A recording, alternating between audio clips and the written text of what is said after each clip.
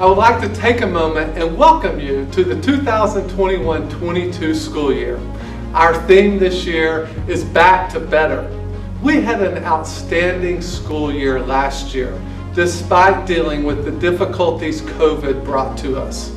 Our students learned at high levels and were connected with our many extra and co-curricular student activities. This was only possible because of the extraordinary efforts and dedication of you, our staff. You will go down in history as the greatest generation of educators ever.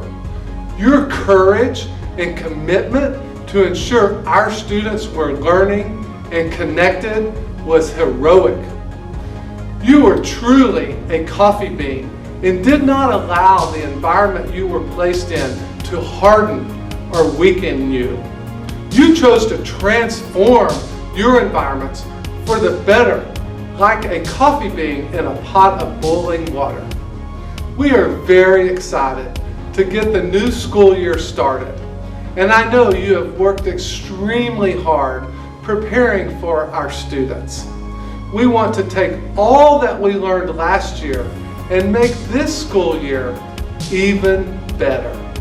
We are back to better. Please take time to watch the short coffee bean video of a few of our staff members and our wonderful Education Foundation video. We are blessed and grateful to live in a community that supports BISD teachers in such a huge way. It's going to be a great year. Welcome back!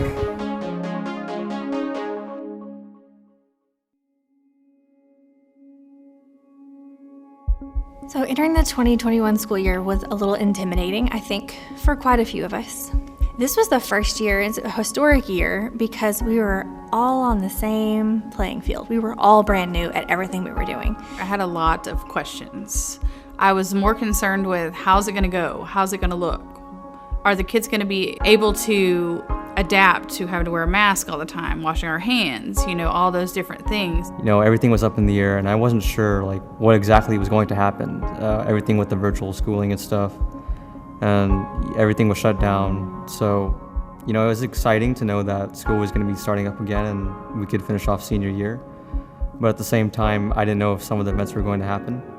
There were all these little obstacles that we kind of had to overcome. And sometimes when you're on a journey like we were on this year and you're having to overcome all these obstacles, it would be really easy to just say, I give up, I'm tired, I've got blisters on my feet, I can't do this anymore, I'm out of my canteen of water. But I think that any of those circumstances would make you hardened or would make you soft. The turning point for me to decide that I was going to be a coffee bean and I wasn't going to let the water change me was when we welcomed the kids back. There is no happier school building than one that's completely filled with kids. And so hundreds of reasons why are pouring in the door. The turning point for me this year had to have been that I could not greet kids at the door like I normally did with a high five or a fist bump or anything like that. I was pumping hand sanitizer. And that was not fun. So I finally got to the point where I'm like, okay, I want a kid to pump the hand sanitizer. That way I can at least greet them without that being my main thing. And I eventually got to the point where I just started hugging them again. They needed that affection. They needed to know that I cared. It's like they were carrying their own frustrations, the kids were. And as soon as I started hugging those kids, it would just go away. It would let go. So that turning point right there made a world of difference. I would say the whole camaraderie that I had with my friends and my family, I think they really motivated me. When you have people that think the same way you do or do the same things you do, it helps a lot. Just knowing that you can have people that you can rely on and people to talk to when you're feeling down. I think that helps a lot, especially in times like COVID and all the stuff that we had. It helps a lot.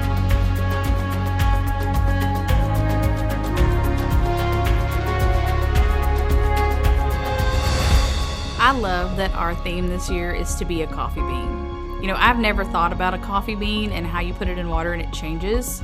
And I see that as adults, in whatever profession you take, You have the option every day to make a choice.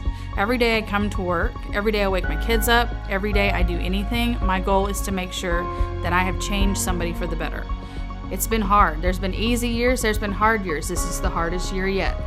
But I'm not giving up. I refuse to give up. I have too many lives still to change. I have too many lives still to impact. And so I'm gonna change their lives every single day that I come here, because I make the choice to change my environment and to be that coffee bean.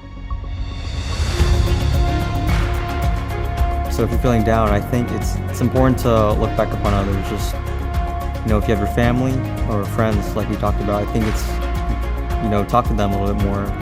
There have been people around me that knew that I needed to be picked up a little bit, and they were right there to help me. So it's a really big family in BISD, and there are family members within arm's reach anywhere you go that can really help you do that. And so having that support system allows us to be the coffee bean so that you can stay resilient no matter what. It's BISD. We're awesome. We're full of coffee beans. And this year they gave us hot water and we made coffee.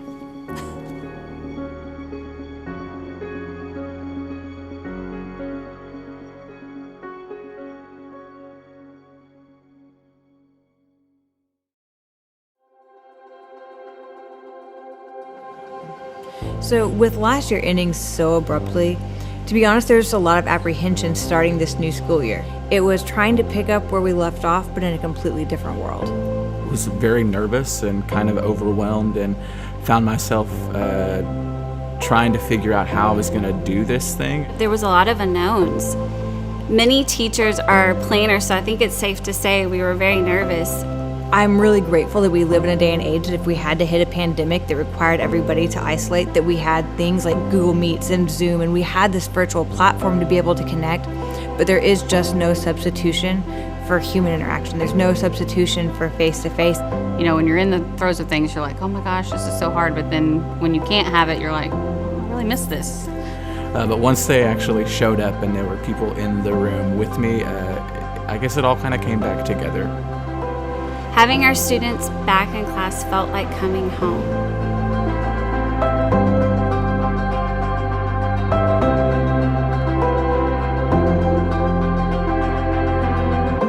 I believe every educator possesses special giftings and talents and things that they're passionate about. Writing grants gives you the opportunity to implement those passions that you may not be able to due to lack of resources or funding. So we just thought after the year that we had, why not apply for the grant? The money is out there, the kids are coming back, they're excited about the school year, so why not go for it and apply? I watched daily as people that I went to undergrad and grad school with were posting about their jobs closing, and they were working for professional theaters and not being able to go to work and do those things anymore. And I watched a bunch of people go through a lot of pain, and so I just felt like I needed to offer hope to my students. We knew students needed support, and we found a way to, through the grant, to be able to take what we're already doing and just exponentially grow that.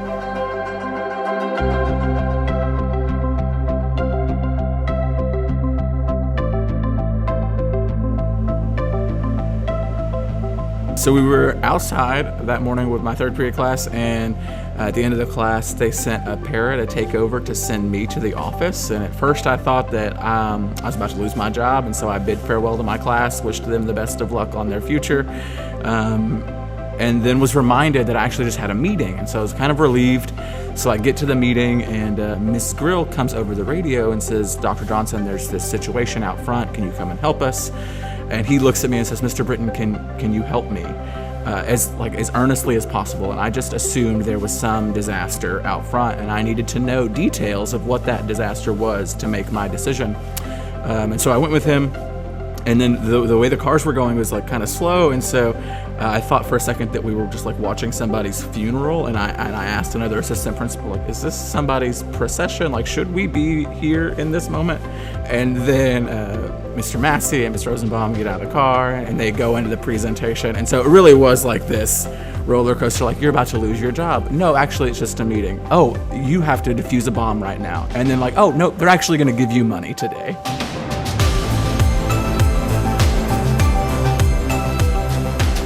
It was was a really great accomplishment. I mean, we were all really excited and like coming outside, and like the kids were pumped up and they were wanting to know what it was about. And so I think sharing that moment with them really made it all worth, doing it. Once I realized what was going on, I just felt overwhelmed. I was grateful and I was humbled that the Education Foundation believed enough in my grant idea to give us this generous donation.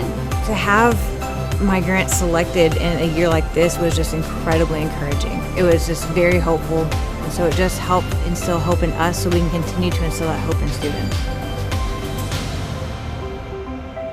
Grants are amazing because they benefit directly into the classroom. They help teachers get resources for technology, math, science, STEM, STREAM, and just the classroom environment overall. It's so important for them because we tell them students all the time that how deeply we care for them, how hard we try to work for them. And so they get to see that, the work that we put into getting the grant into what it will do, they get to see our care in action in a different way. It made all the extra time spent writing this grant worth it, just to see how it's going to impact the future students to come. We just want to thank the Grant Foundation, the district, the sponsors, and the community stakeholders for providing this opportunity for us to give these amazing opportunities to our students.